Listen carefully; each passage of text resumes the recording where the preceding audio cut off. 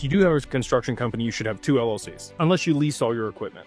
If you lease all your equipment, then you're just going to have the service company. Doesn't matter. Whatever service company should be leasing the equipment, because if anything bad happens and it's above the insurance that you cover, you know, what your insurance covers you for, somebody's going to be able to come after you for the other assets inside that corporation. If it's a service company and you're leasing the assets from your holding company, they can't come after these assets in the holding company because they're a separate company and you have limited liability with the service company. So ideally, you don't have digital assets in either one. For sure not the service company, maybe the holding company as a treasury, but ideally it's segregated into its own LLC, separate of other stuff, just like real estate. Like you wouldn't hold real estate in the same LLC as your operating company, because again, if somebody sues you or somebody falls on the property or anything happens, that property can then be taken in the lawsuit. So you want to limit that liability. So personally, I would parse that out. I would segregate it. And if you don't have your assets separated from your service company today, I would highly recommend working with an estate planner or a tax attorney to structure that appropriately to be able to mitigate the risk of loss of those assets. If you do have heavy equipment, obviously you're getting, you know, the Section 179 deductions. You're able to write that off, which is awesome, but